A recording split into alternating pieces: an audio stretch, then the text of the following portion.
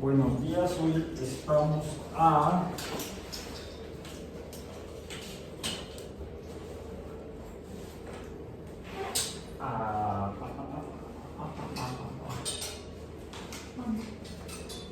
11 de enero. 11 de enero en la semana 7. Ya está aquí, sí. 11 de enero de 2024 en Introducción a la Astrobiología. La sesión anterior, la sesión 13, que fue la anterior 13, antier, 9 de enero, abordamos las propiedades, al menos químicas atmosféricas de Marte. Venus no hay mucho que explorar por el momento, dado que las condiciones físicas ya de por sí son bastante complicadas para que, al menos actualmente, podamos pensar en la presencia de vida en Venus. Ya con la pura temperatura de 460 grados Celsius, pues es casi como casi garantía de un ambiente estéril, más caliente y además también a más presión que un autoclave. Los autoclaves los usamos en biología, en medicina, para esterilizar los materiales. Pues eso haría suponer que la superficie de Venus estaría estéril para la presencia de vida por medio de factores físicos, presión y temperatura. En el caso de Marte, el hecho de que, al contrario que Venus, la presión sea extremadamente baja, decíamos de 1/100 de la presión atmosférica en la Tierra, y la temperatura también extremadamente baja, temperatura superficial promedio de unos 60 y tantos grados Celsius, junto con el hecho de que químicamente la atmósfera tenga un 95% de dióxido de carbono y prácticamente no haya oxígeno, pues casi sería garantía de que la poca atmósfera y la ausencia de un campo magnético no haya impedimento físico para que la mayor parte de la mayor extensión de las emisiones solares de radiación electromagnética, desde ondas de radio hasta ondas de alta energía, rayos X, lleguen en cantidad apreciable a la superficie de Marte. Lo que incluiría, por ejemplo, además de los rayos X, la radiación gamma, beta, alfa, ultravioleta. Y también recordamos que también usamos la radiación de luz ultravioleta para esterilizar aquí en la Tierra, por ejemplo.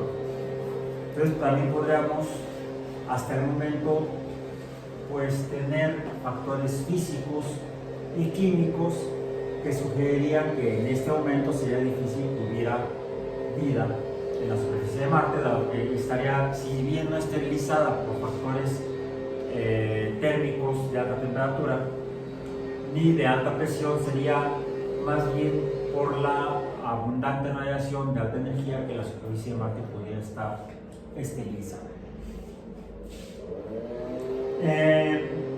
Entonces, que ya cerramos el curso y nos vamos, al menos en cuanto al sistema solar.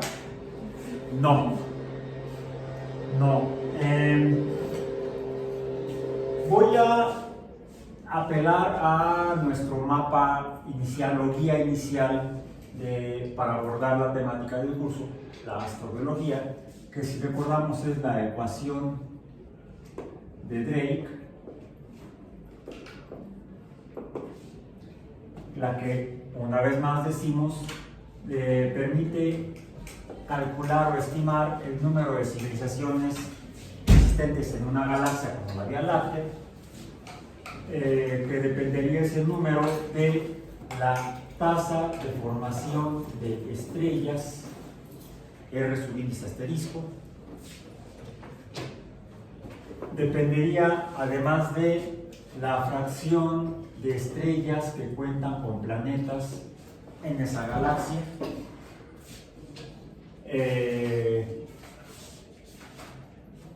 Al menos en cuanto al sistema solar, pues ya por el momento podemos o estaríamos en posición de descartar a Venus y a Marte, y nos quedaríamos entonces tal vez solamente con la Tierra como planeta, que tuviera además condiciones, el número de planetas orbitando alrededor de estrellas que fueran ecológicamente viables para la vida, para la formación de vida.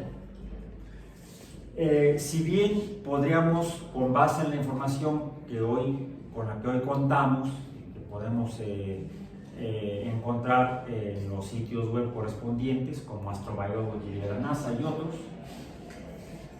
pues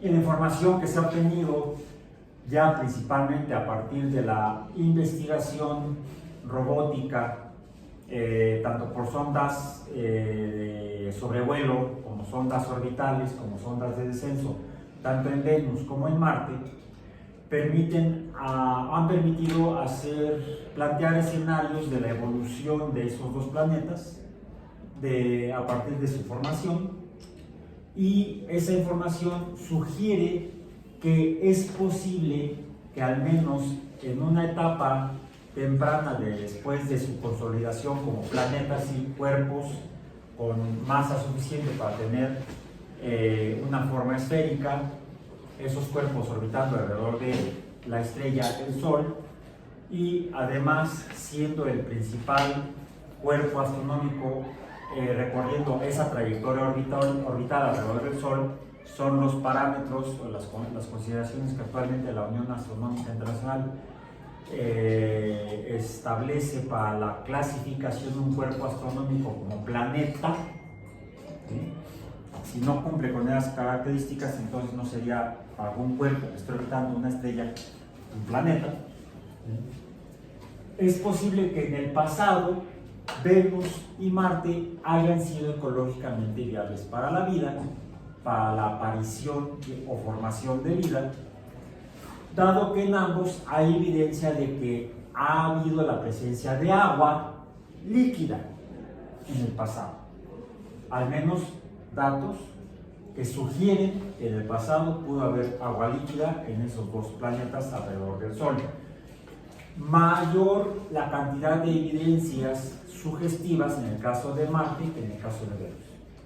Por ejemplo, en el caso de Marte se han podido identificar cauces de ríos, se han podido identificar en algunas regiones, en algunas cuencas, evidencia de que hubo agua líquida, porque se han encontrado, por ejemplo, compuestos químicos como carbonatos que típicamente se forman cuando hay dióxido de carbono y agua, que da lugar a la formación de ácido carbónico, junto con la existencia de algunos elementos químicos, minerales como, bueno, no minerales, elementos químicos como los metales alcalinos y alcalinotérreos, sodio, potasio, calcio, magnesio. Daría lugar entonces, a partir de la presencia de dióxido de carbono que reaccionaría con el agua para formar ácido carbónico, la existencia de esos metales alcalinos y alcalinotérreos podría haber dado lugar a la formación entonces de carbonatos de sodio, carbonatos de potasio, carbonatos de calcio, carbonatos de magnesio, y evidencia de su presencia se ha encontrado a través de la investigación con las sondas robóticas en la superficie de Marte. De hecho, son de los principales hallazgos obtenidos principalmente ya por las misiones que mencionamos en la sesión anterior, es que iba a ser Spirit, ¿sí? Superior por Spirit y Operior por Opportunity, los dos sondas robóticas que a partir de 2004 exploraron Marte, buscando, hacía un análisis, una investigación geoquímica de la superficie de Marte. Llevaron espectrógrafos para detectar la presencia de compuestos químicos de interés geológico y de interés astrobiológico, aunque se enfocaron más en la geoquímica que en la, diríamos, bioquímica. Ese fue el objetivo principal de las dos misiones Spirit y Opportunity, ya terminadas hace algunos años. En 2012 mencionamos, aterrizó en Marte una sonda robótica con mayor capacidad de investigación química, además de física, que fue la Curiosity, que sigue operando después de 12 años.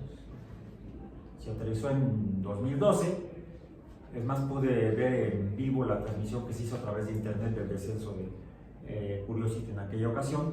Pueden encontrar los videos correspondientes en internet, incluso en YouTube.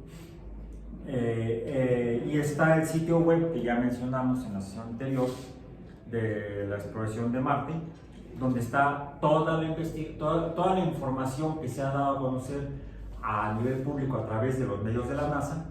Está disponible en el sitio web, además de que ustedes pueden encontrar en las bibliotecas digitales especializadas en ciencia, en los sitios web de publicaciones como Nature, Science y otras revistas científicas, por ejemplo, de temática astrobiológica, los artículos de las investigaciones astrobiológicas que se han llevado a cabo por diferentes grupos de investigación con base en la información obtenida tanto por Opportunity como por Spirit. Entonces pueden encontrar los papers, los artículos científicos publicados por los investigadores correspondientes. Uno de ellos fue el doctor Navarro, ya fallecido, biólogo, cuyo tema de investigación era la astrobiología, principalmente de Marte, y que contribuyó y colaboró durante muchos años con grupos de investigación de la NASA en estos temas. Entonces él también publicó algunos artículos que pueden ustedes encontrar en las referencias correspondientes en las bibliotecas ya accesibles digitalmente a través de internet. Eso en cuanto a Marte. Y en cuanto a las misiones robóticas, siendo la última la que hace 4 años, en 2020, fue lanzada y aterrizó en Marte, la misión conocida como, originalmente era Mars 2020, Marte 2020, así se llamaba originalmente la misión, que envió un robot del mismo tipo que Curiosity, pero con aún mayores capacidades, más o menos del mismo tamaño que Curiosity, un robot rodante con 6 ruedas, del tamaño aproximadamente de un vehículo compacto, y de ese tamaño ya son esos dos, Curiosity, y Perseverance fue bautizado el robot enviado en la misión Marte 2020, que precisamente sigue activa al día de hoy, y que además de llevar el robot con los instrumentos de investigación científica, física y química, envió también como misión de prueba, como un vuelo de prueba. Estos robots, realmente las primeras versiones, como la que les mostré la sesión pasada, ese que era del tamaño de un horno de microondas, Sojourner, fue más que una misión de investigación marciana, de geoquímica o astrobiológica, fue más bien una misión de prueba de tecnología, lo que sería equivalente a un vuelo de prueba, como los que hacen los pilotos de prueba, ¿sí? Cuando prueban aviones nuevos, por ejemplo, o incluso automóviles nuevos, hay pilotos de prueba de vehículos terrestres. Bueno, esa fue una misión experimental de tecnología que permitió desarrollar a los dos robots Spirit y Opportunity, que años después, a partir de 2004, llevaban ya con una tecnología ya probada previamente, pero mejorada, ya instrumentos de investigación científica más especializados, como les mencioné, lleva espectrógrafos, para la detección de compuestos químicos en la superficie de Marte, para poder conocer a partir de la geoquímica si Marte sería todavía de interés astrobiológico.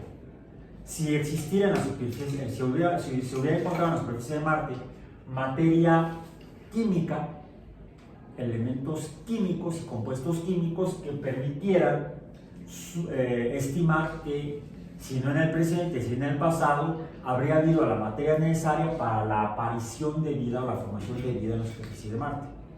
Como por ejemplo, agua. Antes que pensar en compuestos de carbono, primero agua. De hecho, recordemos que con base incluso en la ecuación de Drake, se plantea el concepto de zona habitable, y lo pongo con mayúsculas porque es un nombre propio. La zona habitable es el lugar o la región alrededor de una estrella donde es factible encontrar agua líquida, H2O subíndice L, que es uno de los factores fundamentales para que un planeta sea ecológicamente viable para la formación de vida. Entonces aquí se juntan la ecuación de Drake, las primeras tres variables, con el concepto de zona habitable. La zona habitable sería entonces la que nos daría la información para n subíndice E. Y, como mencioné, las misiones, tanto las previas de sobrevuelo, como las Mariner, las misiones orbitales, ya incluso como las Viking, e incluso de descenso y de investigación química, geoquímica y física de Marte, como las Viking, en la superficie, permitió ya entonces encontrar datos que sugerían la presencia de agua de alguna manera en Marte. Eso fue hasta Viking. Posteriormente a Viking, en la década de los 70, se enviaron algunas de estas misiones a partir de la década de los 90, como por 10 años. No hubo interés por parte de ninguna instancia internacional en seguir estudiando Marte, como que se enfocaban en otros intereses. Estábamos en la Guerra Fría, los pleitos entre Ronald Reagan y Mikhail Gorbachev. Como se dan cuenta, aunque uno quisiera, no se puede escindir o separar o ignorar la política cuando uno es científico, porque la posibilidad de realizar investigación científica, de hacer ciencia, depende del contexto social en el que uno vive en cada tiempo y lugar en la historia de la humanidad en la Tierra.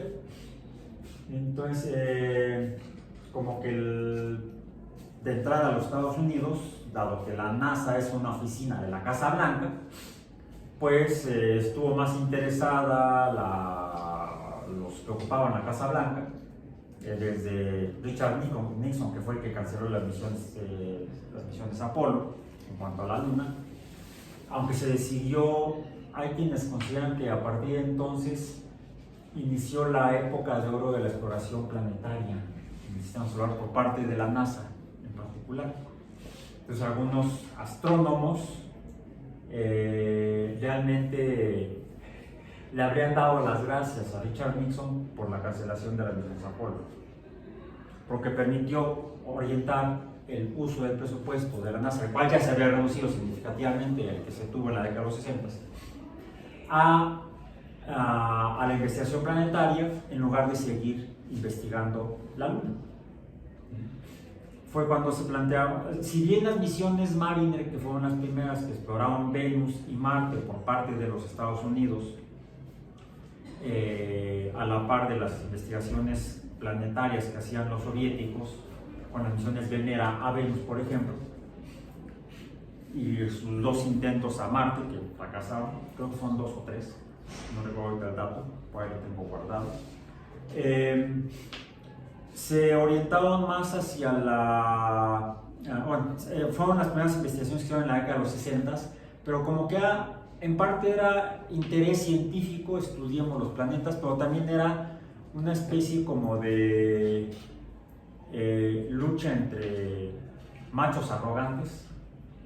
Aquí el que manda soy yo tengo la mejor tecnología, soy mejor potencia hegemónica que tú, ¿sí? En el contexto de la Guerra Fría es cuando se desarrolla la carrera espacial y la tecnología espacial correspondiente. Y una carrera incluso entre tecnológica y nacionalista y de planteamiento de hegemonía mundial, de nosotros tenemos la mejor tecnología porque hacemos la mejor investigación científica incluso.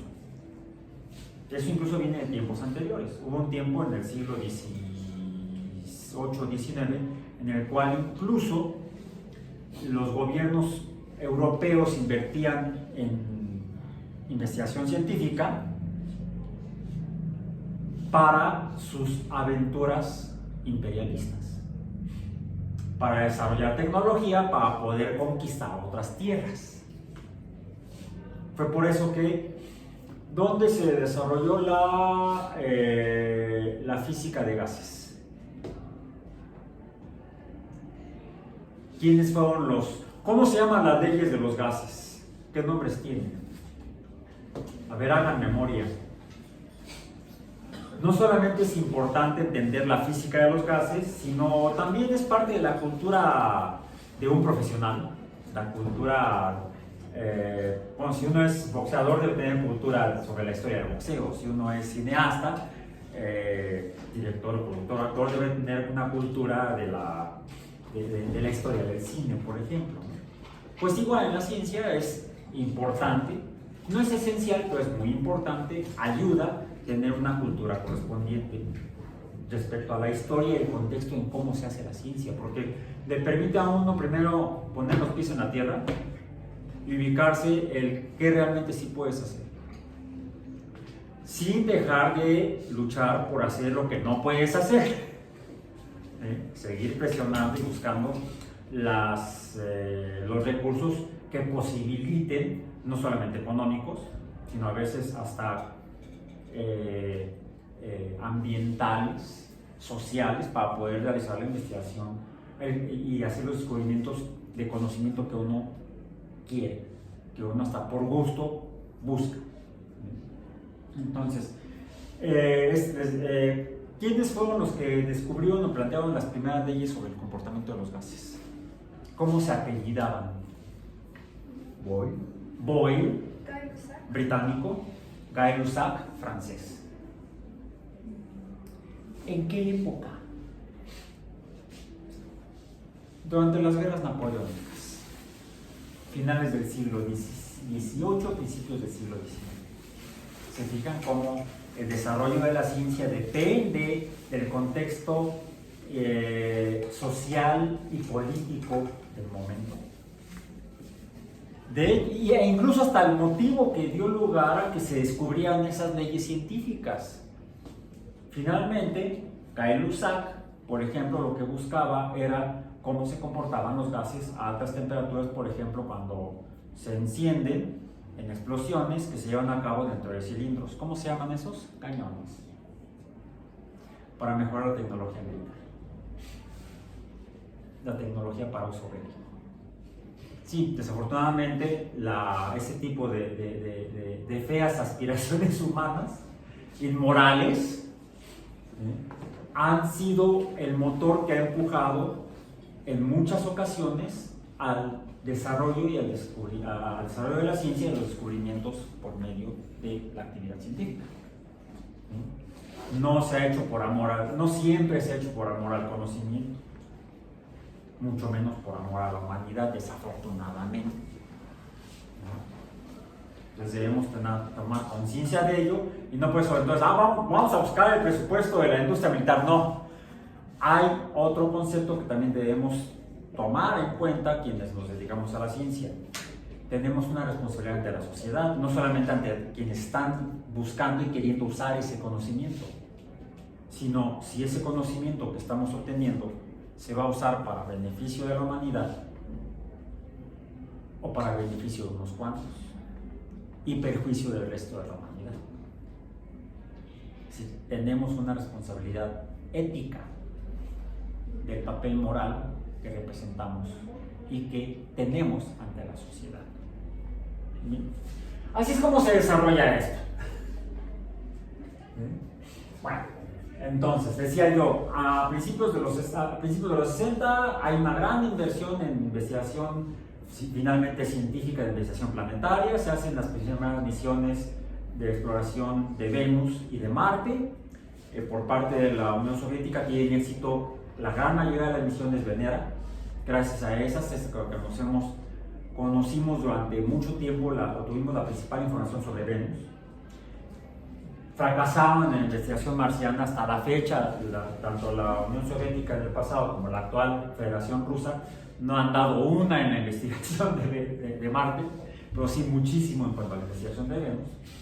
Mientras que los Estados Unidos inicialmente tuvieron éxitos suficientes en la exploración planetaria de Marte, primero por sobrevuelos, luego por vuelos orbitales y luego por descensos a la superficie de Marte. Les digo, una laguna en la década de los 80 prácticamente. En la década de los 90 se retoma la investigación planetaria, se envían varias misiones a descender mediante sondas sésiles, llamémosles así usando términos de la biología. Tenemos organismos sésiles. ¿Cuáles son esos? Los que no se mueven, como los corales, como los árboles, son organismos sésiles. Y organismos móviles, como los peces, los cangrejos, los insectos, ¿sí? los organismos que vuelan y tienen mecanismos de locomoción, ya sea en fluidos, como los que nadan o como los que vuelan, o de locomoción superficial, llamémosle terrestre, ya sea en cuerpos de agua. En el lecho de cuerpos de agua tenemos organismos que caminan o reptan, y en la parte de la tierra seca, en el planeta Tierra, tenemos organismos que caminan y que reptan. Algunos también que brincan, los canguros. Esos no caminan, esos brincan. Ok, entonces, las ondas sésiles enviadas a Marte en la década de los 90 ya fueron misiones planteadas ya con una visión de tipo astrobiológica. ¿Por qué? En particular una de esas que se llamó Phoenix. Curiosamente se llamó Phoenix porque, aunque fue una misión apoyada, desarrollada y planteada inicialmente por la NASA, iba a decir la masa, no la NASA, la operó, la realizó, la investigación y el manejo de la sonda se hizo en la Universidad de Arizona en Phoenix. Por eso la sonda se llamó finalmente Phoenix. Y esa fue enviada al polo norte marciano. ¿Para qué? Si la enviaron al polo norte marciano, ¿cuál habría sido el objetivo central de esa misión? Agua. Ya hemos mencionado que en Marte, desde la investigación telescópica, se detectaron casquetes polares, casquetes blancos, en el norte y en el sur.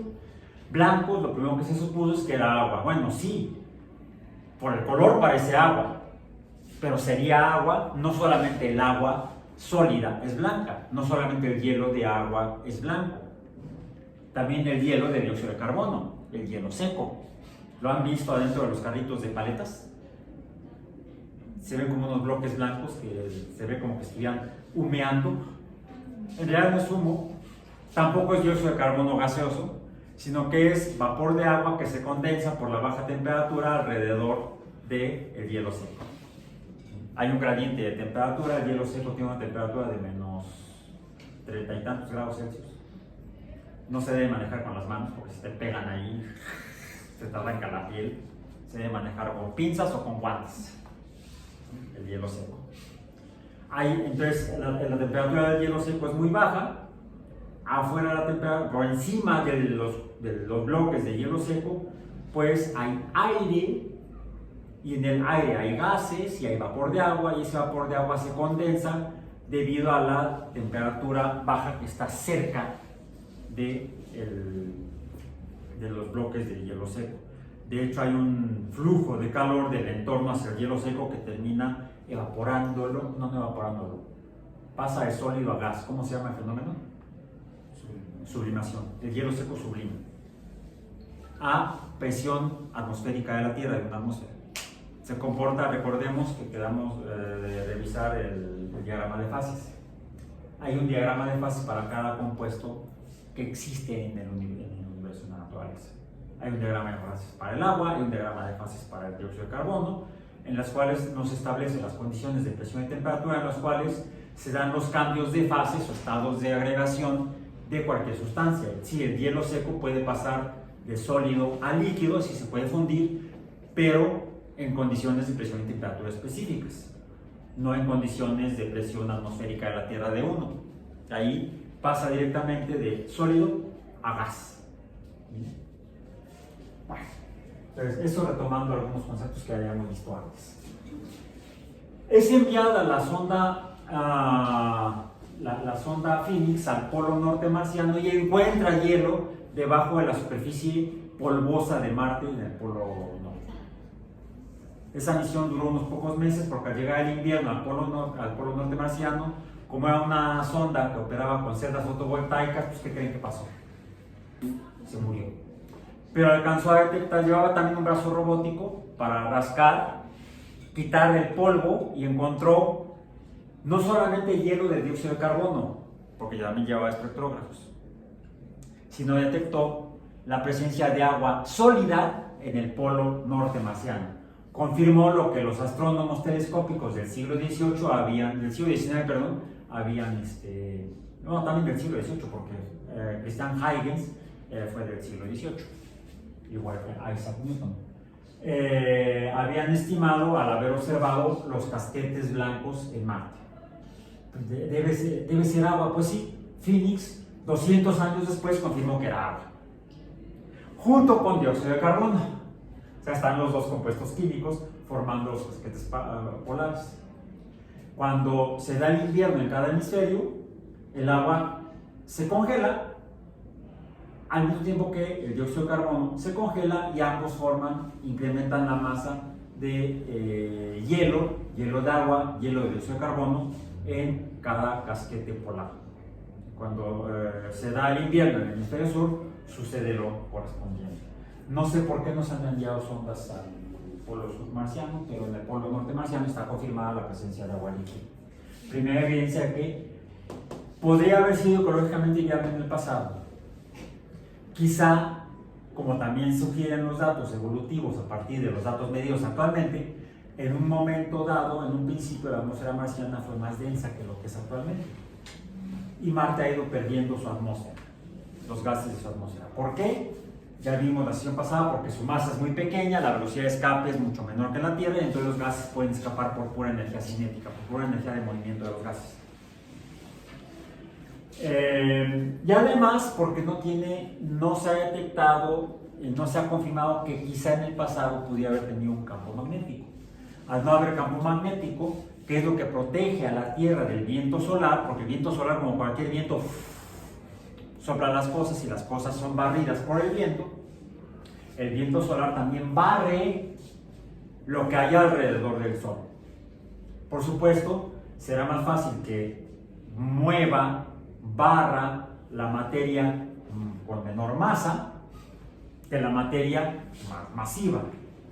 Finalmente actúan ahí fuerzas como las fuerzas aerodinámicas que actúan en la interacción con la materia, mismo en la superficie de la Tierra. Pero es no a nivel de materia exactamente, una materia polvo y viento como lo vemos cotidianamente en la Tierra, en la superficie de la Tierra, sino es un fenómeno un poco diferente, dado que no es viento de gases, sino que es viento de partículas emitidas por el Sol, partículas de alta energía principalmente. Y no es el polvo, las cacofitas, que en estos días son las que tenemos aquí flotando en la Tierra. Bueno, en la Tierra no, en la Ciudad de México, la mayoría provenientes del lecho del ex lago de Texcoco.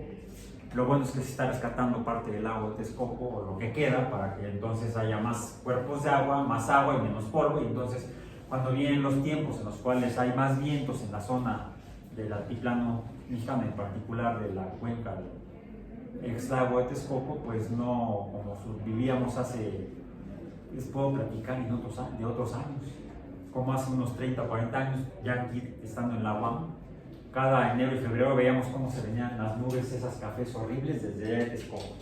Soplaba el viento y nos venía todo el polvo que estaba en el lecho seco del lago de Texcoco, se venía y caía aquí. teníamos como tormentas que no eran de arena como en los desiertos, sino que eran tormentas de sedimentos lacustres. Entonces, por eso ha habido a lo largo de los últimos 60 años algunos programas gubernamentales para tratar de recuperar algunos cuerpos de agua en el lago de Texcoco. De ahí que en la década de 60 y 70 se llevó a cabo el proyecto del lago Nahuelcarrillo, que es un lago artificial para rescatar parte de la cuenca del lago de Texcoco.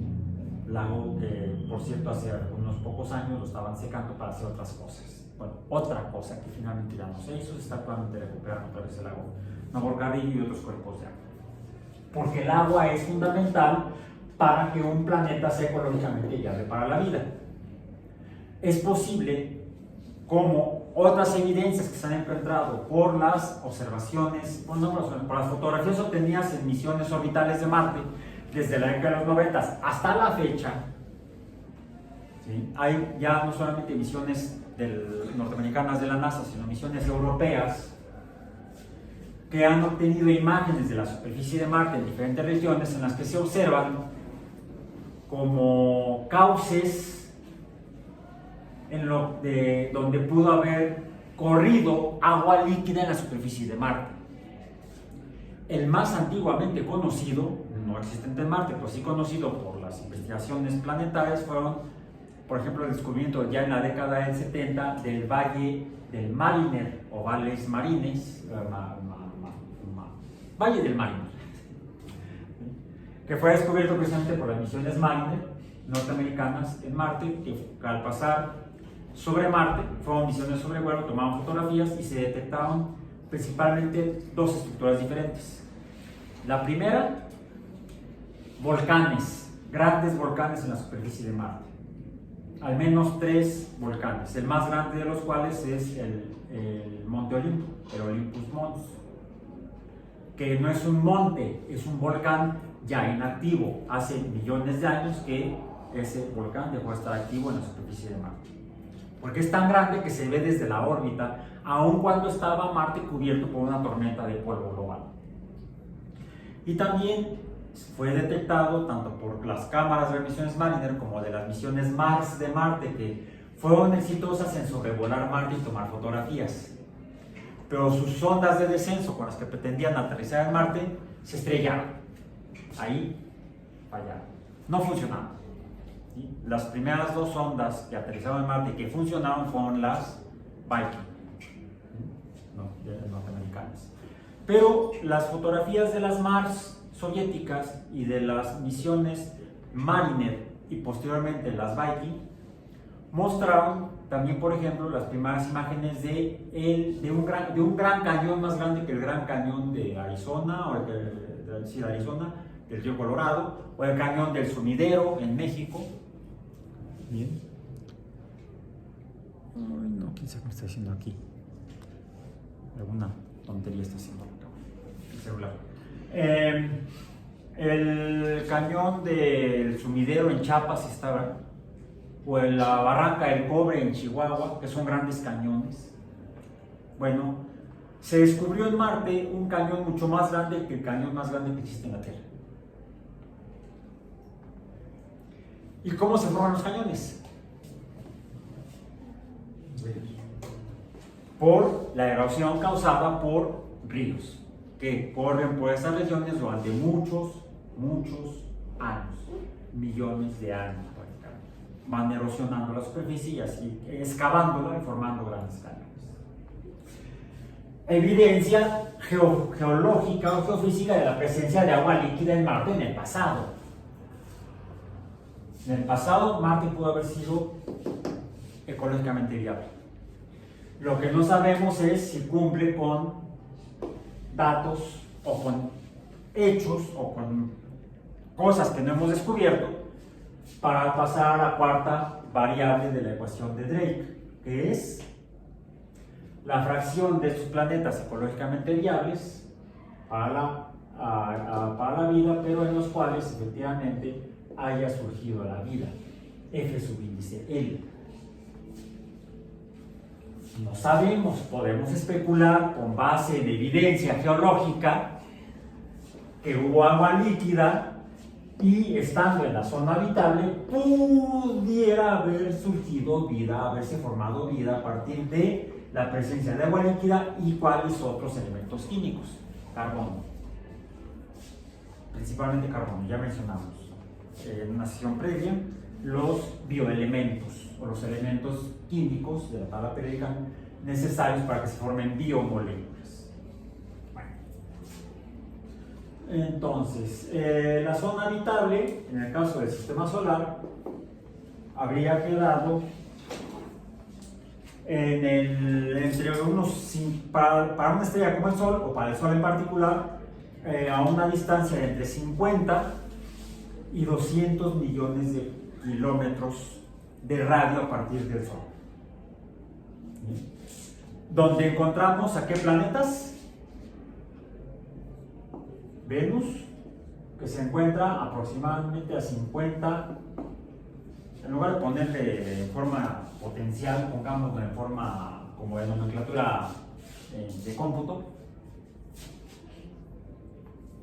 megakilómetros, en lugar de megabytes, megakilómetros, MK. ¿Cuál otro? La Tierra. ¿A qué distancia? Esa ya la pueden recordar más fácilmente. ¿Cuál es? La distancia orbital promedio de la Tierra al Sol. ¿Cuánto? Bueno, si no se acuerdan, desde aquí busquen en la memoria extrasomática de sus apuntes. ¿Cuánto?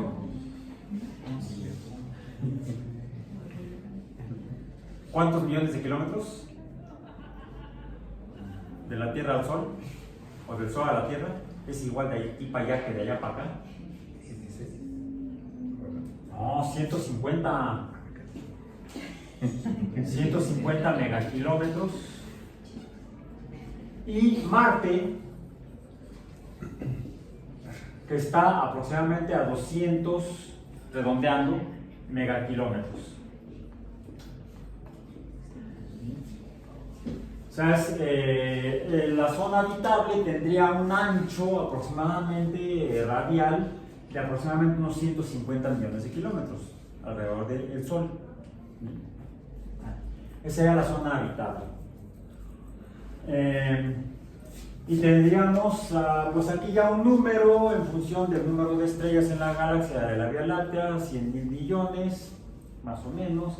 La fracción de estrellas con planetas, pues, diríamos hasta el momento, pues, ¿cuántos? No, datos, números. ¿Cuántos planetas hay ahorita detectados en el sistema, en la Vía Láctea? La fracción de planetas, entonces decíamos, aquí es R subíndice asterisco es de aproximadamente 100.000 millones de estrellas. No tomando la tasa, sino el número de estrellas, digamos. La interpretación de Sagan en Cosmos de R subíndice asterisco de la ecuación de Euler. No directamente la tasa de formación de estrellas, sino el número de estrellas en la galaxia. F subíndice P sería entonces la fracción de estas estrellas que tienen planetas. Bueno, no conocemos de las 100.000 millones, pero se ha hecho un muestreo, digamos. Mediante las investigaciones, no tanto misiones, se ha hecho con algunas misiones espaciales, robóticas, telescópicas, como Kepler, ¿sí? Y actualmente se está haciendo con el telescopio espacial James Webb, por ejemplo. Y se está haciendo con telescopios en Tierra, la búsqueda de exoplanetas. ¿Cuántos exoplanetas al día de hoy, no en 1961, pues cuando planteó Drake la ecuación, sino en 2024, cuántos exoplanetas se han detectado, confirmados? Pueden buscar en NASA exoplanetas.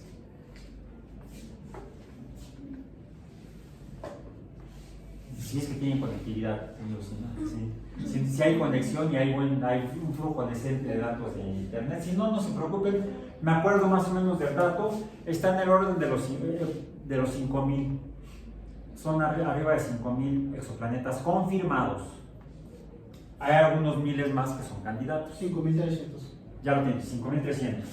Pero el F sub índice P es una fracción. La fracción de estas estrellas que tienen planetas. Entonces sería, ¿cuánto?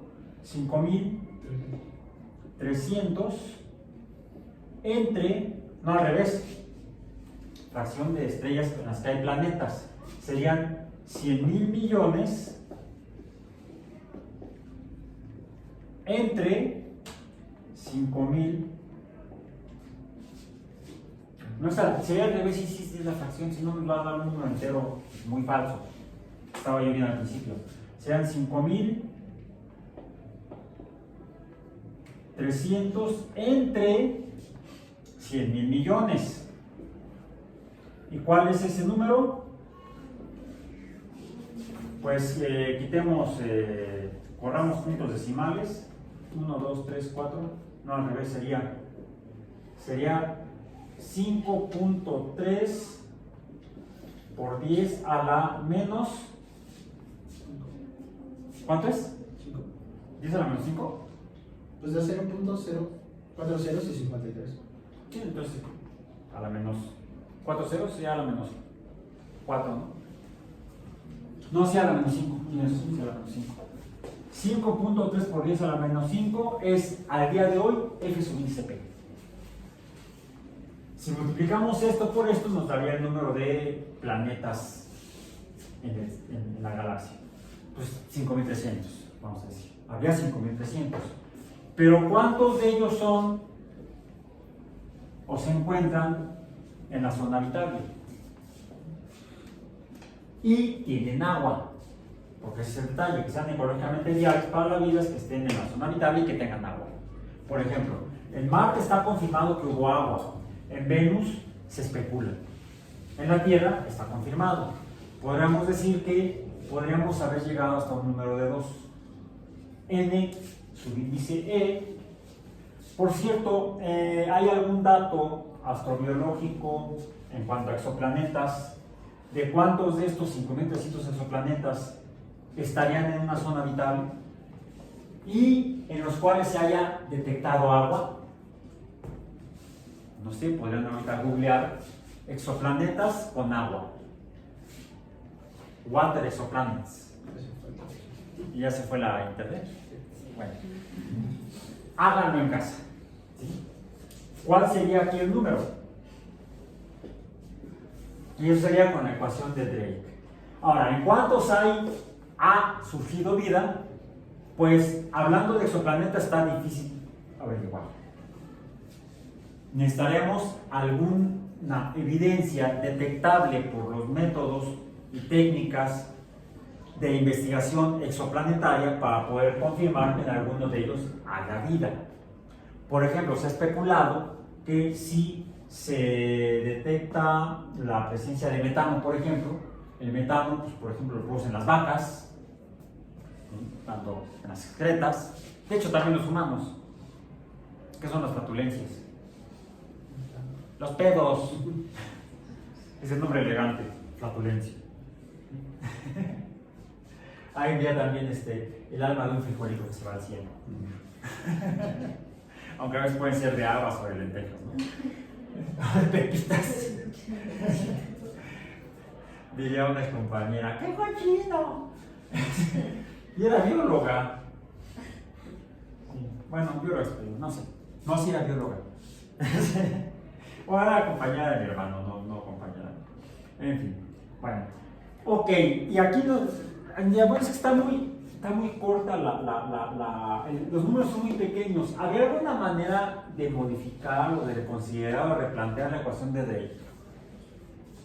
Bueno, en 1610, pasamos otra vez del 2024 a 1610, ya les mostré el mensajero sideral, donde en 1610, en enero de 1610, Galileo descubrió los satélites galileanos, los 4 satélites más grandes Júpiter ya dijimos que les llamó estrellitas, etcétera, etcétera, y también les llamó planetas.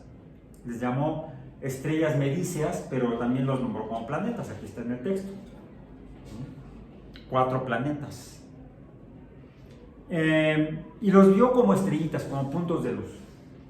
1610. Galileo, dijimos en 1610, vio 4 estrellas en Júpiter.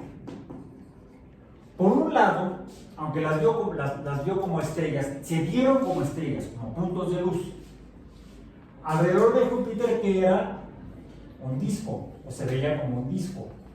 De ahí ya mencionamos que se cambió el concepto de planeta, de una estrella errante que se mueve raro alrededor del Sol, a algo distinto a una estrella. Incluso también algo que menciona aquí Galileo, que los planetas no emiten luz, sino que reflejan la luz del Sol. Eso lo dice Galileo en el Mensajero Sideral. Los planetas son distintos a las estrellas errantes. No solamente son distintas a las estrellas fijas, porque se mueven raro, sino que son distintas, como lo decía él ahí, porque se ven como globos definidos y no como puntos de luz parpadeantes o con rayitos. Eso es como lo dibujamos las estrellas, ¿no? Las estrellas dibujamos así, chin, chin, chin, chin, chin, y a veces le ponemos aquí para que se vea más como estrella. En cambio, Júpiter se ve como un globo. Así lo mencionan Galileo. Júpiter, los planetas se ven como globos. Entonces, son distintos a las estrellas porque se mueven raro, pero además porque se ven definidos como globos bien definidos y reflejan la luz del Sol. No emite luz propia, a diferencia de las estrellas. Entonces, es el primer momento en el que alguien distingue a los planetas de las estrellas. Un gran avance. Un pequeño paso para un astrónomo, pero un gran salto para la astronomía, ¿sí? Parafraseando la frase de Neil Armstrong cuando comenzó a caminar en la Luna. Primer paso importante, distinguir a los planetas de las estrellas. Segundo paso importante, realmente, aunque el que plantea la existencia del sistema solar, es decir, de estrellas orbitadas por cosas, por planetas, fue Copérnico, quien confirma la existencia de ese modelo del sistema solar, es Galileo. Por el descubrimiento de estas 4 estrellas que no se mueven alrededor de la Tierra como suponían o planteaban los astrólogos previos, vamos a decir, sintetizado, y pues llamamos así síntesis matemática, en la teoría geocéntrica de Ptolomeo, sino que sería el primer dato indirecto que sugeriría que sí existe un sistema centrado en el Sol, el sistema solar, donde los planetas estarían orbitando alrededor del Sol, porque no todo se mueve alrededor de la Tierra, solamente la Luna, que es lo que decía Copérnico, porque Galileo confirma que hay 4 estrellitas que no se mueven alrededor de la Tierra, sino alrededor de Júpiter.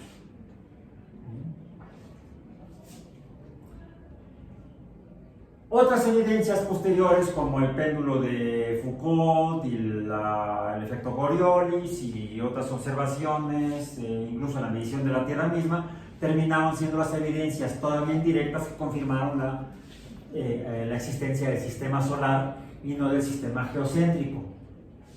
Es decir, la hipótesis heliocéntrica de Copérnico fue confirmada de manera indirecta a partir de este dato del descubrimiento de las 4 estrellitas alrededor de Júpiter, que todavía hasta hace 50 años,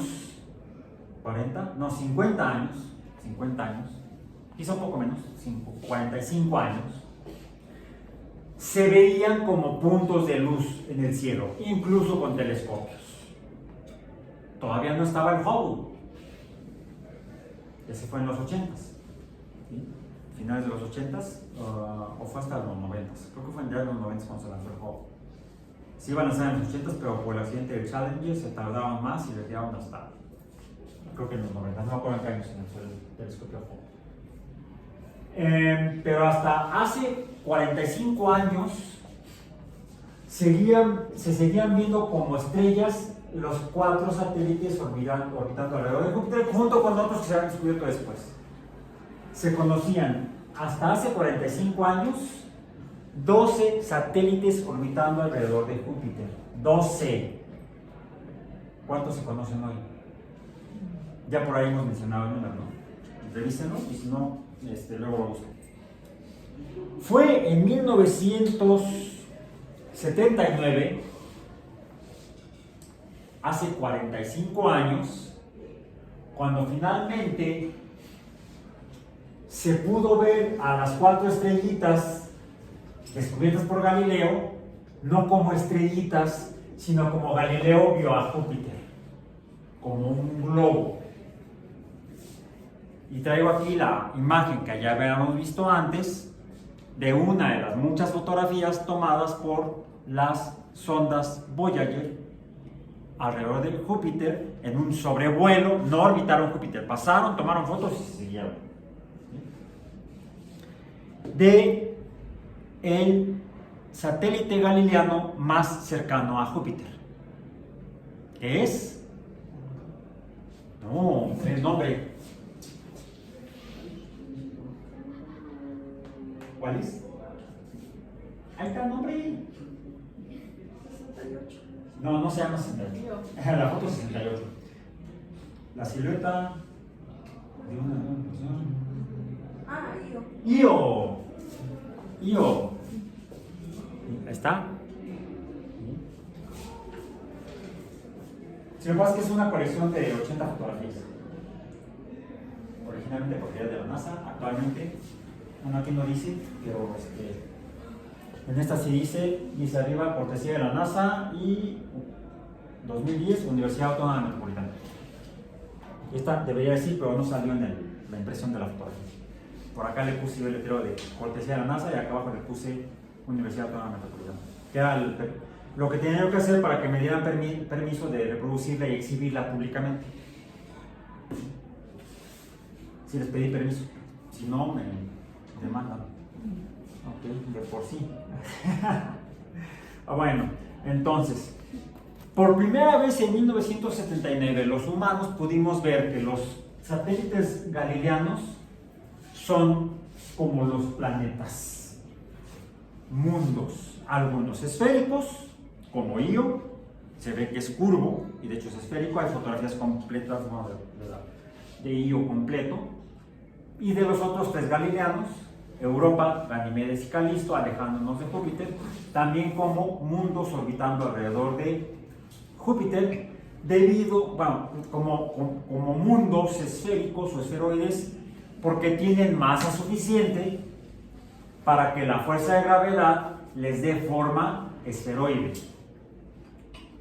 Se conocían y se pudieron fotografiar otros de los otros 8 satélites de Júpiter que se conocían hasta entonces. De ellos se conocían 12, los 4 galileanos y otros 8. Pero todos se habían descubierto y se habían visto como puntitos de luz, como estrellitas. Todos pudieron ser fotografiados por las ondas, las 2 ondas Voyager, la 1 y la 2. Hay fotografías de ellos, las pueden encontrar en internet, en los sitios oficiales de la NASA y en otros sitios también. Las fotografías de todos esos 2 satélites, algunos de los cuales no son esféricos, son irregulares, ¿sí? Son como pedruscos, como papas, no sé, como cosas irregulares, porque su masa es tan pequeña que la fuerza de gravedad no les puede dar forma esférica.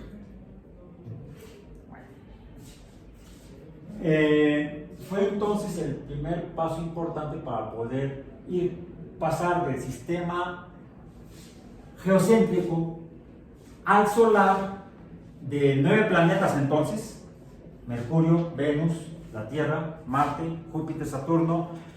William Herschel descubrió Urano, posteriormente se descubrió Neptuno y en 1930 se descubrió Plutón como planeta, también como una estrella, como un punto de luz orbitando alrededor del Sol.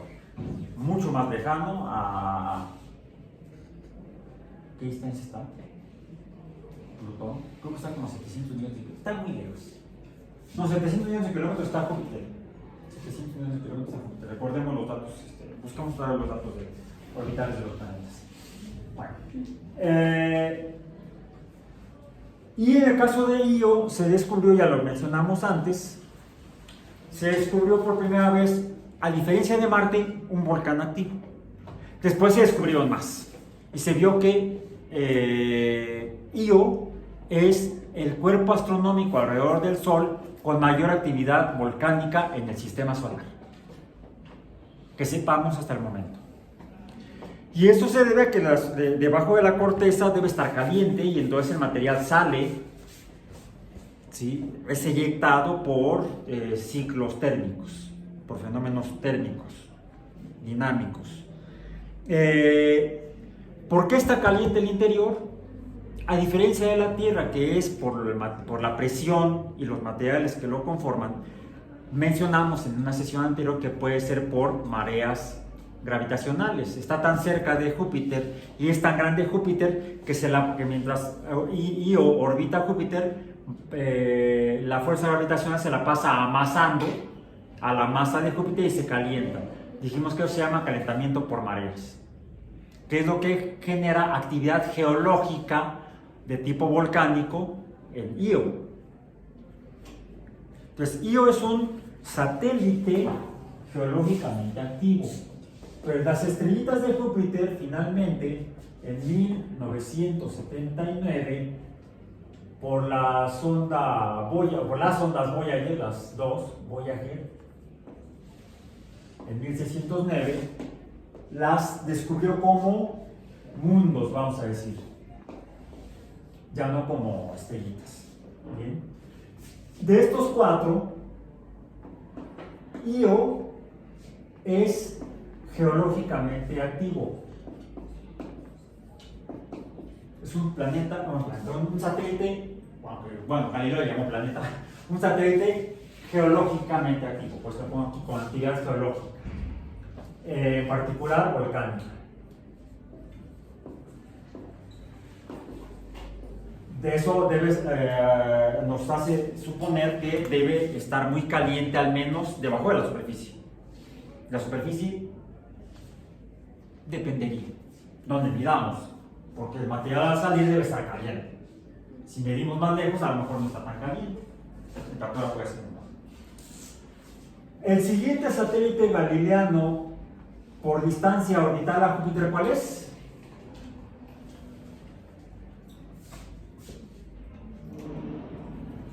¿Cuál? Europa. Europa.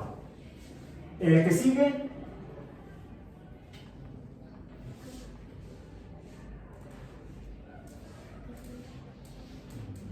si lo repiten muchas veces a lo largo del tiempo, se van a terminar memorizándolo como el nombre. ¿Sí? Son Io, Europa, Ganimedes y Calisto. Ganimedes y Calisto. En español con una L, en inglés y otros idiomas lo escriben con doble L. Incluso en inglés lo escriben sin la S, Ganímede. Europa, ello no hay cohete. Se escriben igual, en cualquier idioma. Bien. Europa, Ganimedes y Calisto, pues también orbitan a Júpiter a distancias distintas, y parece que también Júpiter es tan grande que debe estarnos amasando la fuerza gravitacional conforme se mueven alrededor de Júpiter. Todos estos presentan entonces lo que se llama calentamiento por mareas.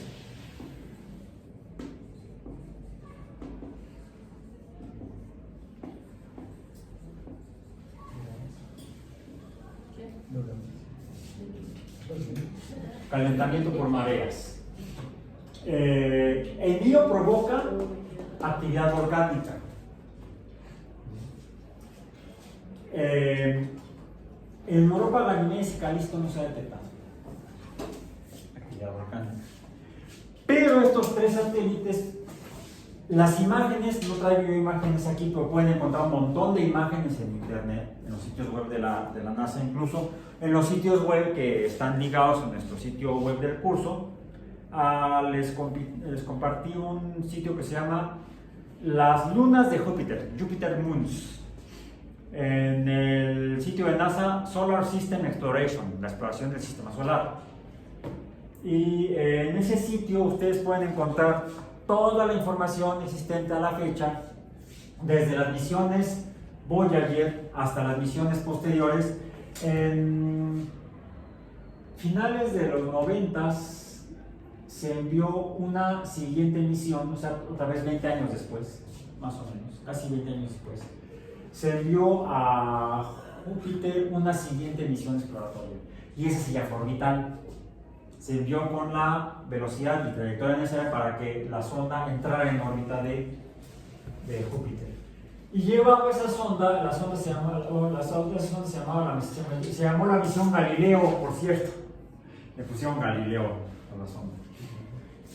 Y llevaba una sonda de descenso, bueno, no de descenso, porque no sabemos si Júpiter tiene superficie y no le encontró superficie. Se le debería llamar más apropiadamente una sonda de penetración, que entró a la masa gaseosa de Júpiter con instrumentos para hacer estudios físicos y químicos de las nubes que forman, de los gases que forman a Júpiter. En ese sitio está la información de la misión Galileo, toda. Y se pudo entonces hacer un análisis físico y químico de la composición más externa de Júpiter, hasta donde la sonda dio señales de vida. Esa fue la siguiente misión, la misión Galileo. La sonda Galileo estuvo orbitando durante un buen tiempo a Júpiter hasta que se canceló el proyecto. No recuerdo los motivos, quizá fue simplemente le cortaron los fondos, como lo que sucede en todos lados. La misión terminó con una gran cantidad de información disponible. Búsquenla. Desde entonces no se había vuelto a enviar una misión hasta hace pocos años, que se envió la misión Juno, que es también una misión orbital y sigue operando en este momento. No llevó sonda de penetración, sino que es una misión de larga duración para estudiar la física y la química de Júpiter y sus satélites. Asimismo, el lanzamiento de los telescopios espaciales, comenzando por el Hubble, que se planteó como un telescopio para observación astronómica, tanto vamos a decir, de interés astrofísico galáctico de la galaxia o extragaláctico, el estudio de otras galaxias a través de tener un telescopio que percibe luz visible y ultravioleta cercano, principalmente, no detecta infrarrojo, porque para que un telescopio pueda detectar infrarrojo tiene que estar a baja temperatura, porque detecta calor. ¿Sí? Y el Hubble no tiene sistemas de enfriamiento, más que los necesarios para que siga funcionando. El Hubble no fue el primer telescopio espacial, ni ha sido el único, ni solamente la NASA ha enviado telescopios al espacio.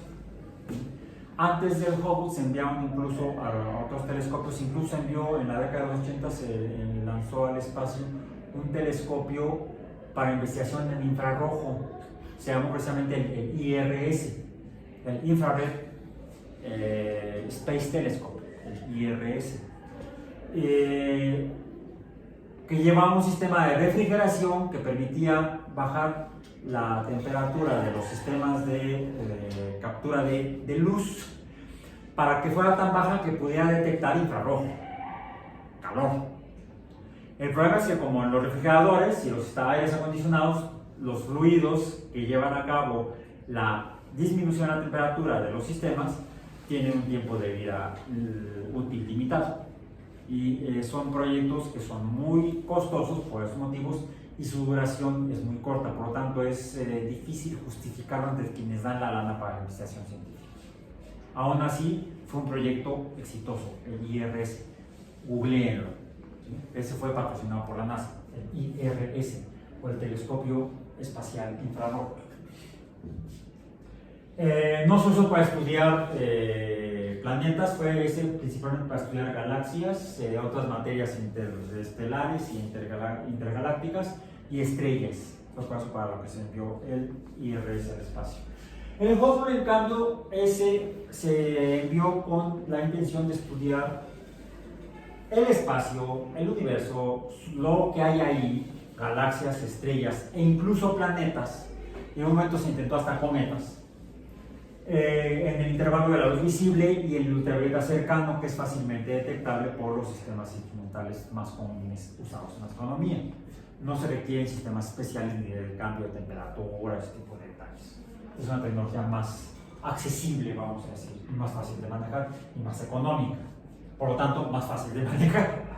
Finalmente, como dicen por ahí, no Box, no Bob Rogers.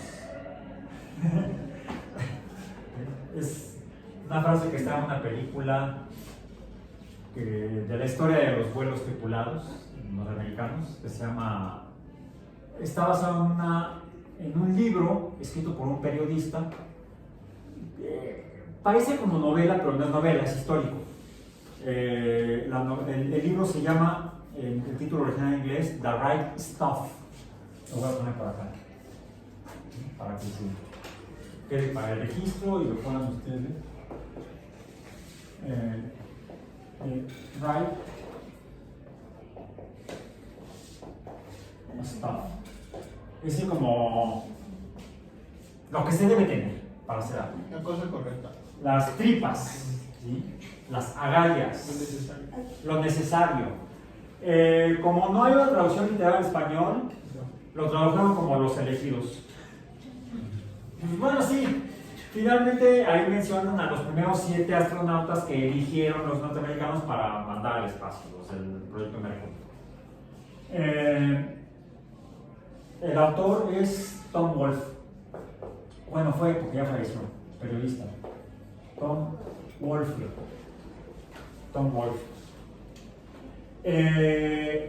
Años después lo usaron para hacer una película que se llamó igual en inglés y en español le pusieron Los Elegidos de la Gloria. No sé quién se hace, señora.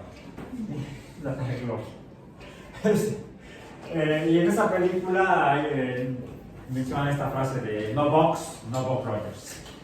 Hablando de, bueno, es que queremos ser los mejores, los primeros, romper, tener las marcas de vuelos, porque comienza hablando presentando el caso del primer vuelo supersónico, que fue en 1947, el 14 de octubre de 1947, fue cuando se logró por primera vez que un avión alcanzara la velocidad del sonido y volara controladamente.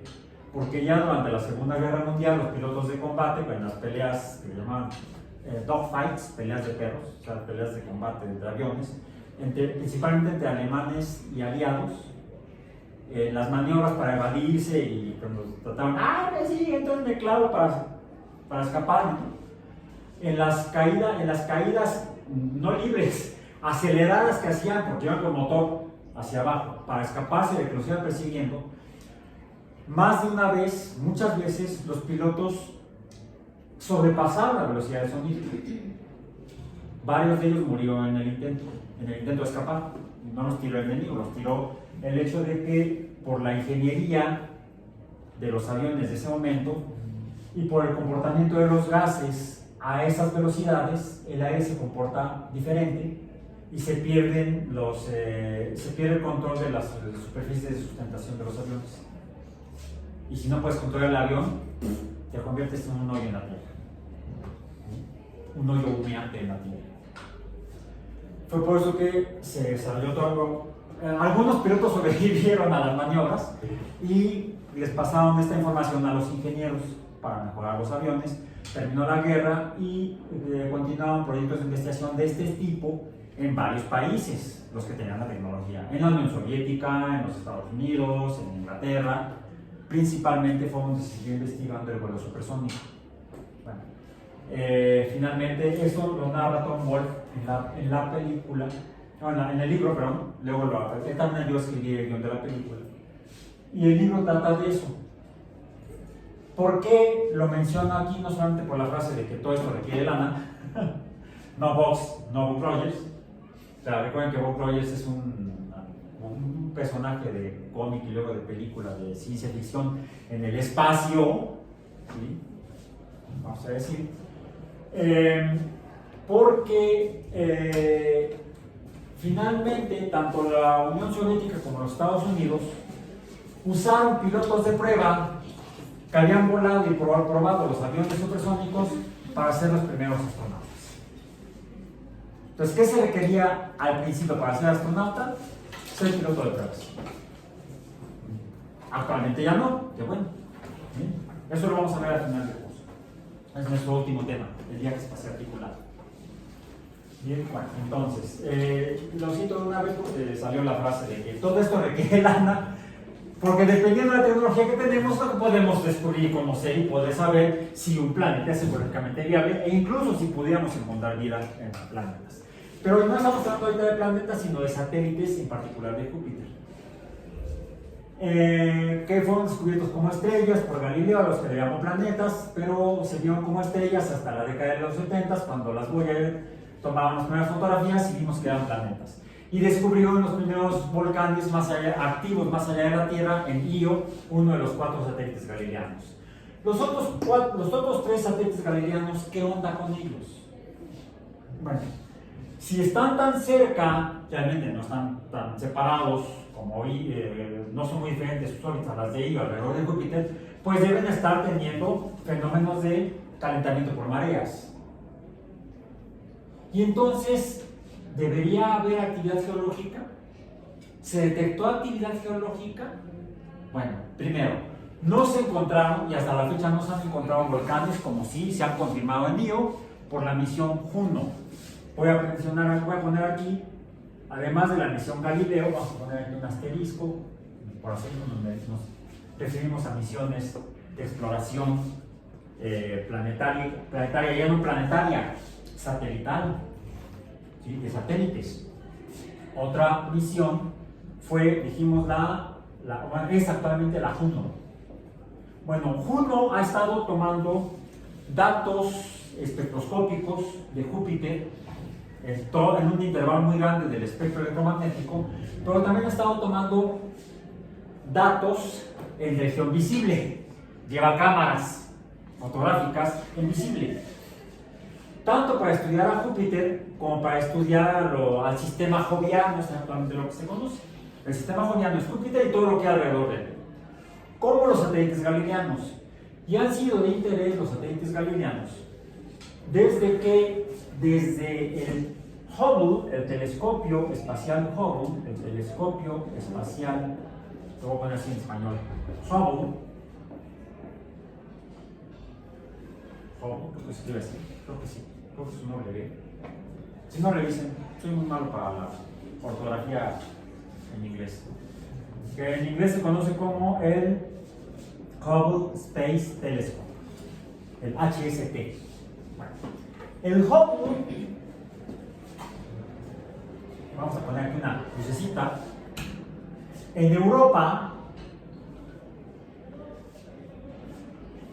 hace como 15 años, detectó emanaciones de fluidos, de materia que sale de la superficie de Europa. Ya las imágenes de Voyager mostraron que mientras que la superficie de Io se ve muy irregular, decía en Cosmos, Sagan menciona, parece una pizza, aunque la pizza es plana, bueno, la superficie de Io parece la de una pizza, es amarilla, roja, como si tuviera anchoas, cebolla y otras cosas, la pizza. Europa se ve como una superficie agrietada, pero con grietas largas, como no grietas así quebradas, sino como grandes líneas, en una superficie bastante blanquecina, solo que con tonalidades amarillentas. Entonces no se sabía cuál era la causa de que se viera amarillenta la superficie de Europa. Sí se veía como agrietada, como si hubiera no placas geológicas como las de la Tierra, sino más bien como las grietas que se pueden observar en los témpanos de hielo del océano Ártico o en los glaciares. Se vean grandes fracturas. Y esa es la superficie de Europa, detectada por Voyager 1 y 2 entre 1979 y 1980. Las imágenes obtenidas por Galileo confirmaron lo observado por Voyager. Pero las actuales fotografías de Juno de Europa han mostrado un sistema de grietas altamente rico y complejo. Junto con las emanaciones de fluidos vistas por el Hubble, hacen suponer que ese fluido sale a través de las grietas. Ya con las observaciones hechas por Voyager entre 79 y 80, con las dos Voyager, y habiendo encontrado que estos 4 satélites, además de tener calentamiento por mareas, tienen cortezas corteza helada. Y los espectrógrafos detectaron agua, o sea, agua sólida, hielo. Europa, Ganimedes y Calisto tienen corteza de hielo de agua. H2O subíndice S. Ya entonces, con la evidencia de que hay el fenómeno de calentamiento por mareas por la actividad volcánica en Io, que sugiere que debajo de la superficie de la corteza de Io hay material fluido, pues se especuló que entonces debajo de la corteza sólida helada de agua de Europa, Ganimedes y Calisto, por calentamiento por mareas, podría haber entonces agua líquida. Hipótesis. Hasta el momento fue hipótesis por las imágenes de Voyager, que confirmaría la observación del Hubble,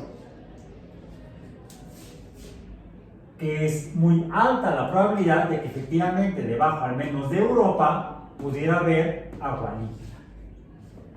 H2O subíndice L. ¿Qué pasa con la ecuación de Drake? ¿Tendríamos que modificarlo? Sí. Tendríamos que poner aquí la fracción de planetas en los cuales hay, es más, tendría que estar aquí abajo. Aquí abajo, más bien, entre F subíndice P y N subíndice E, aquí voy a ponerlo con un asterisco rojo. Esto lleva a que el asterisco rojo nos haga necesario incluir en la ecuación de Drake F subíndice, llamémosle S de satélites.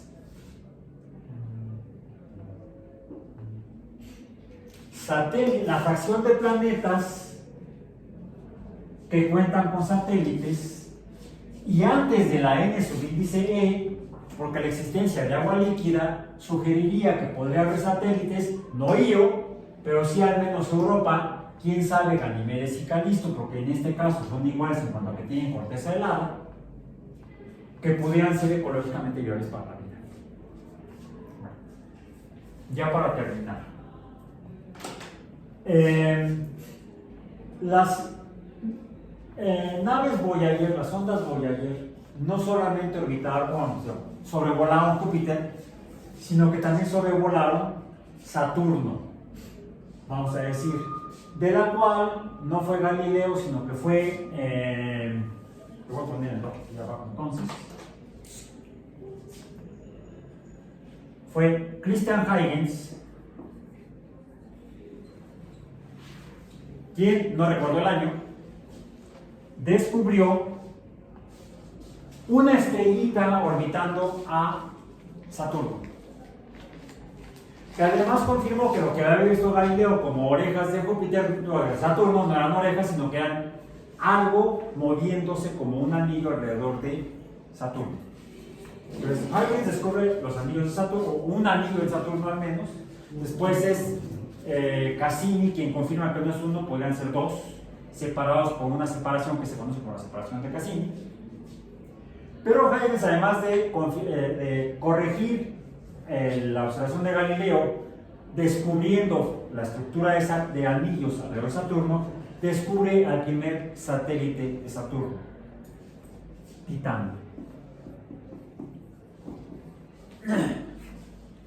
que se vio también como una estrellita desde que Huygens la descubrió hasta 1981, que fue cuando las Voyager llegaron a Saturno. Titán en Saturno. Bueno, las Voyager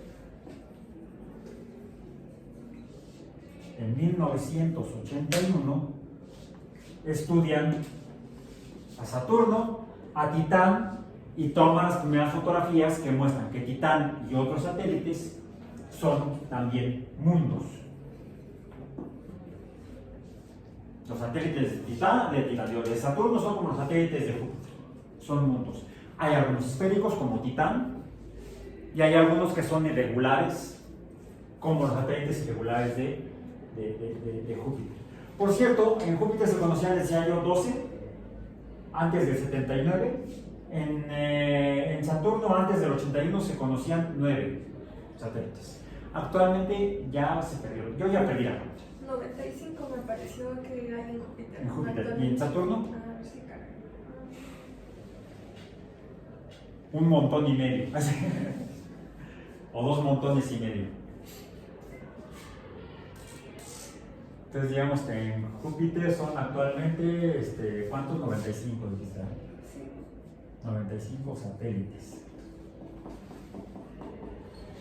Y al menos uno es ecológicamente viable para la vida, de acuerdo a lo que se conoce hasta ahorita. Podría ser ecológicamente viable a la vida porque parece que hay agua líquida. En el caso de Saturno, dijimos, se conocían 9 satélites. En lo que encuentras el dato, continuemos con esto.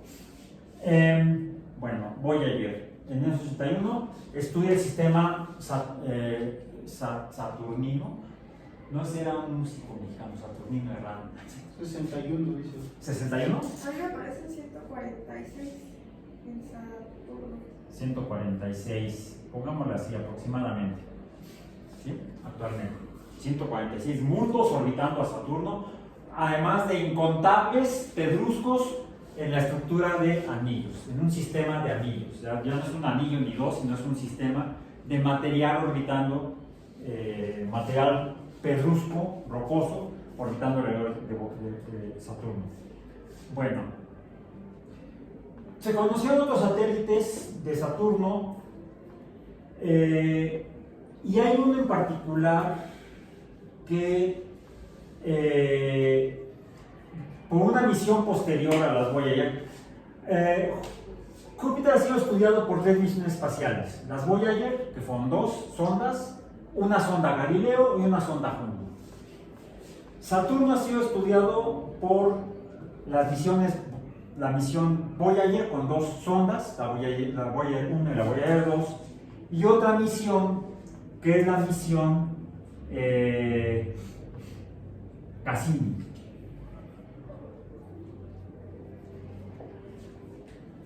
Cassini, que terminó creo que en 2015. O bueno, creo que duró 15 años la misión Cassini, que llevó una sonda espacial de descenso, es decir, de descenso, no solamente de penetración, de descenso, llamada Huygens, que aterrizó en Titán. ¿Por qué? La investigación espectroscópica de Titán mostró que está conformado por una abundancia de carbono y este carbono se encuentra en forma de hidrocarburos. el carbono que se encuentra en Titán está formando principalmente hidrocarburos, muchos hidrocarburos. Y eso fue lo que motivó a que se enviara una sonda de descenso. Porque además es tan grande Titán, es el satélite más grande del sistema solar, que su masa es tan grande que no solamente es esférico, sino que tiene atmósfera. Número uno, está tan lejos del Sol, más lejos que Marte, está fuera de la zona habitable,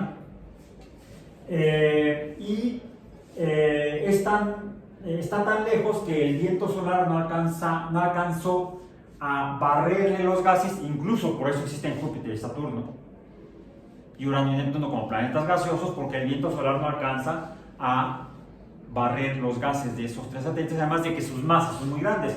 Está la gran fuerza de gravedad de esos grandes planetas, junto con la lejanía respecto al Sol. Entonces, poco viento solar, gran masa planetaria, los gases se mantienen unidos por fuerza de gravedad. Pero hay otros cuerpos orbitando a estos planetas, en particular a Saturno, Titán, que es tan grande su masa y es tan poco el viento solar, afortunadamente, que alcanza a sostener una atmósfera alrededor de su cuerpo astronómico. Bueno, era de interés estudiar los gases de la atmósfera y el material existente en la superficie de Titán. Por cierto, la sonda Cassini la construyó y la administró directamente la NASA, mientras que la sonda Huygens la construyó y la administró directamente la Agencia Espacial Europea. Fue una misión de colaboración internacional, que es como se hace actualmente la investigación astronómica, no solamente espacial, incluso desde Tierra. Son proyectos multinacionales. Y esta es una de las imágenes obtenidas por la sonda Titán en 2005. Dice aquí, la erosión sugiere actividad fluvial. A la derecha se muestra el color de la escena en el sitio del descenso de Huygens, diseñada por la Agencia Espacial Europea para el estudio de las nubes, atmósfera y superficie de Titán en 2005. Se fijan que son como piedras de río, se ven redondeadas, no se ven como las rocas volcánicas que están todas picudas, ¿sí? Si uno erosiona una roca volcánica, incluso termina tomando forma alisada, como una piedra de río. ¿Esto qué sugiere? ¿Qué sugiere? Que no solamente hay material sólido, sino que debe haber material líquido en la superficie de Titán.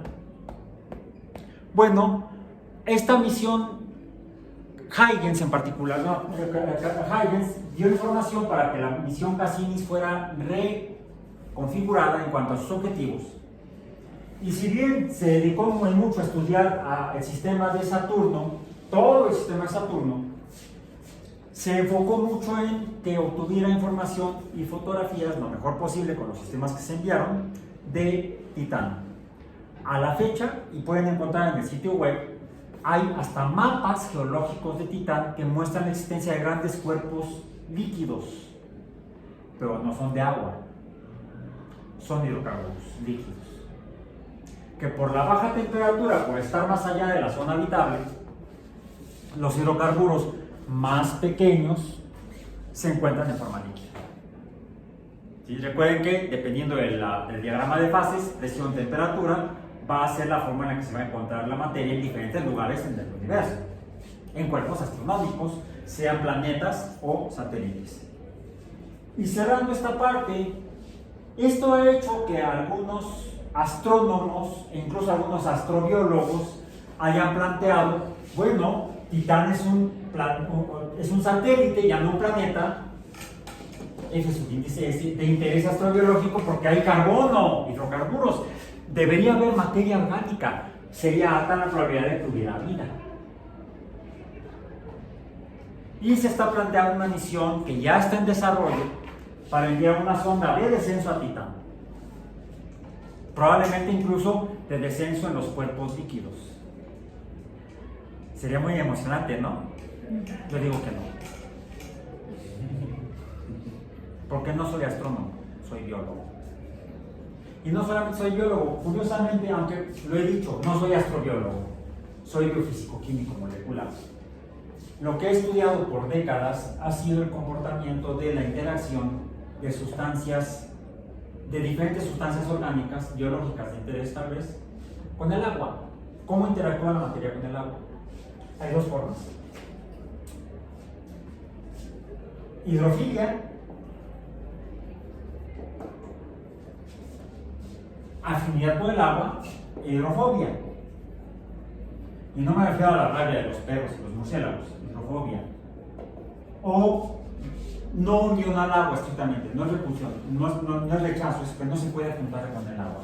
Y de estos dos factores, cuando están juntos, tendríamos entonces la existencia de un fenómeno fundamental en la biología, que es el que da base a la teoría, al primer paradigma fundacional de la biología, la teoría celular.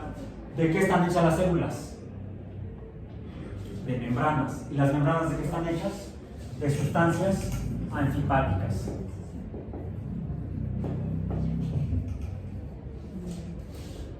Los fosfolípidos de la membrana son anfipáticos, tienen una zona hidrofóbica y una zona hidrofílica. Y cuando se encuentran con el agua, da la posibilidad de que formen células. La estructura básica fundamental de la célula se deriva de lo que conocemos como micela. ¿Qué es una micela? Son hidrocarburos anfipáticos que están suspendidos en el agua, forman emulsiones con el agua, como por ejemplo en los jabones y los detergentes. Pero si logramos meterle agua dentro a una micela, entonces se forman dos compartimentos limitados por los compuestos anfipáticos, por los fosfolípidos, y eso es el principio de una célula. Se conocen como liposomas. La estructura básica de una célula es un liposoma, que requiere que haya agua en el interior, la sustancia anfipática en medio, con la parte que interactúa con el agua, la región hidrofílica y polar en contacto con el agua, separada por la región hidrofóbica, y del otro lado de la siguiente región hidrofílica hay agua. ¿Y qué tenemos? Células. No es posible, si metes un liposoma en un solvente orgánico, como lo que habría en titán, en un hidrocarburo, se va a deshacer. Les muestro las pruebas. Tengo dermatitis crónica por trabajar con solventes orgánicos en un tiempo en el que no existían los guantes de protección. No había. Entonces tengo las manos más secas, pero es crónico. Es por daño, por la acción físico-química de estas porquerías. Entonces, no solamente es personal, sino que es el entendimiento de la físico-química de la vida la que me permite sugerir que es un desperdicio de dinero este proyecto. El proyecto de la visión. En cambio, Cassini descubrió en otro satélite de Saturno, y por eso lo voy a poner hasta con negro para que se distinga de Titán, en el satélite conocido como Enceladus, encontró lo mismo que encontró el Hubble en Europa: emanaciones.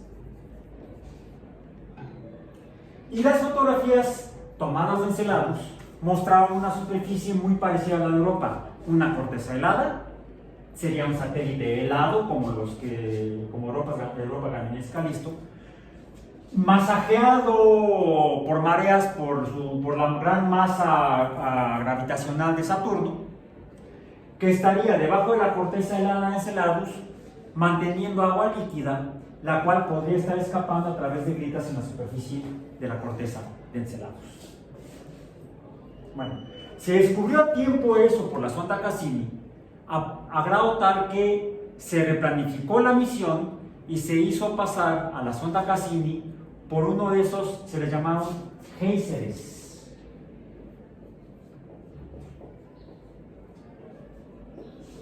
En español, géiseres.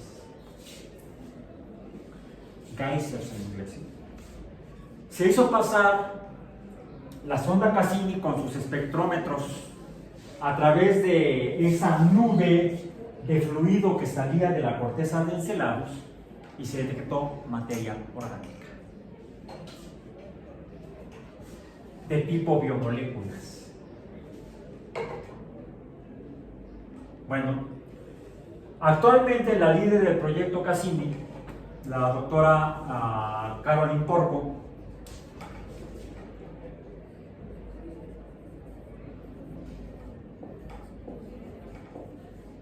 que trabajó en el proyecto, en las Voyager, trabajó en las Voyager, ella ha planteado el desarrollo de una misión de exploración a Enceladus, similar a la que ahorita ya está en desarrollo y está por enviarse, creo que este año, a finales de este año me parece que está programada para enviarse, la misión Europa Clipper, que va a investigar en Europa. Como se dan cuenta, este año que estamos empezando, de 2024, es un año muy prometedor para la astrobiología. Y con eso terminamos el día de hoy. Me pasé 3 minutos. ¡Oh! Perdón.